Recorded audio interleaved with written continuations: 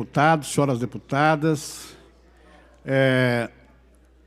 eu quero começar a minha fala de hoje me solidarizando com a proposta feita aqui, exposta aqui, pelo deputado Campos Machado, de ampliação das emendas impositivas de todos os deputados. Quero, em primeiro lugar, dizer aqui, para quem está nos ouvindo nesse momento, que isso é alguma coisa republicana, porque você permite que cada deputado tenha a mesma quantidade de recurso para destinar, eventualmente, para suas bases, ou para as prefeituras, para as entidades, etc.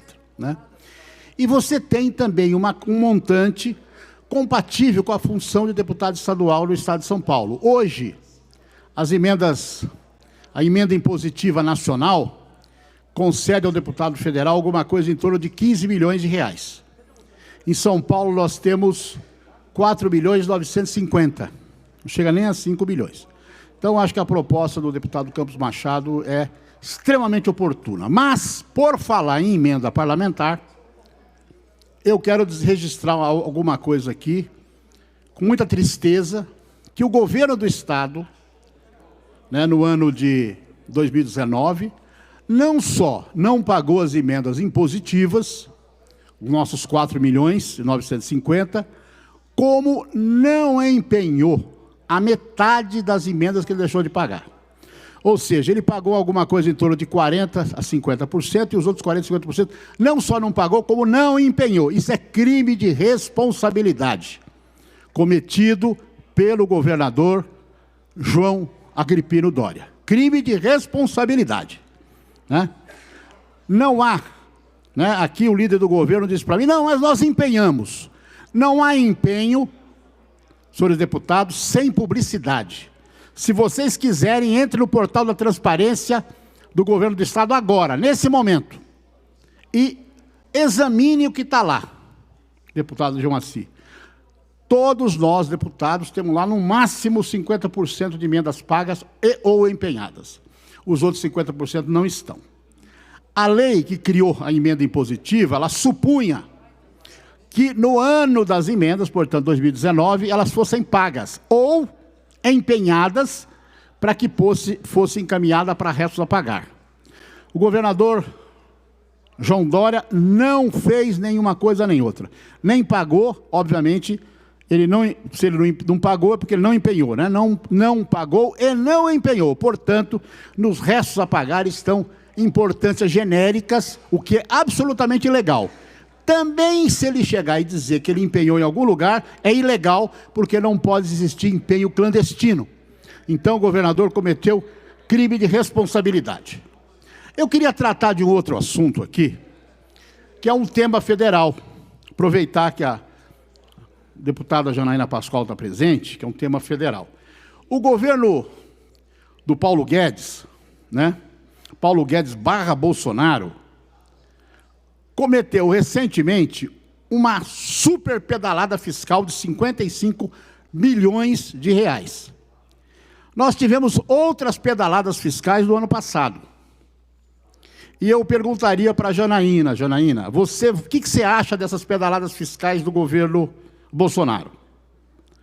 Você também estaria disposta a, como você fez no caso da Dilma, a entrar com um pedido de impeachment pelas pedaladas fiscais do Bolsonaro? Eu acho que a gente não pode ter dois pesos e duas medidas, Eu acho que as pedaladas fiscais, quem achou que pedalada fiscal é suficiente para um crime de responsabilidade, teria que entrar contra o Bolsonaro. Eu, Caio, não acho que aquilo que se chama de pedalada fiscal, dependendo da circunstância, precisa discutir muito para saber se isso é suficiente para o impeachment. Mas, na verdade, quem entrou com o impeachment contra a Dilma, o Hélio Bicudo, a deputada Janaína Pascoal, entenderam que aquilo era crime de responsabilidade e entraram com o pedido de impeachment. Eu quero dizer, vão entrar agora com o pedido de impeachment? Eu tenho a resposta. Estou perguntando, mas tenho a resposta. Não vão entrar com o pedido de impeachment contra o Bolsonaro. Não vão entrar. Assim como a Polícia Federal não participa das investigações no Rio de Janeiro a respeito das armas que foram apreendidas por ocasião da prisão do Lessa, que foi o principal acusado de ter matado a vereadora Marielle. O Lessa tinha 150 fuzis das Forças Armadas norte-americanas. Estavam com o motorista dele, que é o Elcio. Pois é, gente, vocês sabiam que esses 150 fuzis estão lá numa delegacia da Polícia Civil do Rio de Janeiro e a Polícia Federal não se interessou por esse assunto? Por que não, Polícia Federal? Por que não se interessou sobre esse assunto, né? Por que não se interessou? A arma de um país estrangeiro é um contrabando. Não tinha nota, era contrabando. Estava lá, use arm. É um contrabando. Se é um contrabando de arma, ela está ilegal no nosso país. E a Polícia Federal tinha que abrir um inquérito sobre isso. Mas por que não vai fazer isso? Porque lá envolve amigo do titio Jair? Não. A Polícia Federal tem que agir de maneira republicana. Ela é uma força do Estado. Não pode se transformar no que se transformou a CIA norte-americana. A CIA norte-americana hoje é uma organização de delinquentes, de extremistas de direita, delinquentes que o governo americano infelizmente mantém. Não pode se transformar aquilo que durante anos e anos foi, e em parte continua sendo, o FBI americano, uma organização de extrema direita, né, ao invés de ser uma força do Estado, uma organização de extrema direita dentro da polícia. A Polícia Federal precisa tomar providência em relação aos fuzis que foram encontrados com o Lessa, que hoje está preso em Bangu 4, mas os seus fuzis estão com a Polícia Civil do Rio de Janeiro. Vamos investigar esses fuzis que foram encontrados, que nós vamos descobrir muita coisa a respeito das milícias e a respeito principalmente do tráfico de armas no nosso país. Mas a Polícia Federal precisa se mobilizar para fazer isso. A Polícia Federal também precisa agir lá no Porto de Itaguá, no Rio de Janeiro. No Porto de Itaguá, no Rio de Janeiro, onde o contrabando de armas e o tráfico e etc, e contrabando de produtos em geral, continua, aliás, se intensificou muito desde a posse do presidente Bolsonaro. E a nossa Polícia Federal não pode ser gendarme deste ou daquele governante. Ela tem que agir. Ela tem que agir como uma força do Estado, né? Uma força republicana do Estado. Então, ela precisa investigar. Eu não aguento mais, quando eu vou em debate de segurança pública, pessoas dizendo corretamente que um dos problemas do Brasil é o tráfico de armas. Perfeitamente.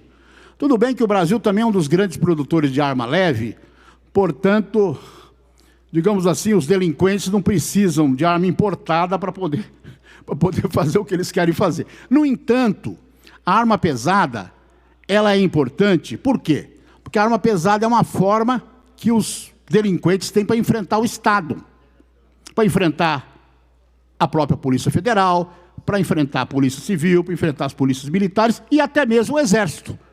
A forma de enfrentar é com arma pesada. Então, nós precisamos conter o tráfico de armas no Rio de Janeiro, de arma pesada no Rio de Janeiro, porque está indo para a mão dos delinquentes e está indo para a mão dos milicianos. Nós vimos o capitão Adriano Nóbrega, que foi morto domingo na Bahia, em circunstâncias ainda a serem esclarecidas, né? Eu sou do PT, o governador da Bahia é do meu partido, mas eu acho que ele deve explicações para a sociedade sobre como, porquê, de que forma o capitão Adriano Nóbrega foi morto. Aparentemente, pelo que a técnica levantou até agora, havia tiros de dentro para fora, né? Então, nós precisamos esclarecer, porque eu acho que um homem que ficou 1 ano fugido, que ligou para o advogado desesperado, não ia se suicidar. Ele estava cercado por uma força armada, ele não ia se suicidar. Então, de qualquer forma, o governador da Bahia precisa dar esclarecimento. Acho que o secretário da Segurança da Bahia, do governo da Bahia, se precipitou, né, convalidando tudo que aconteceu na operação.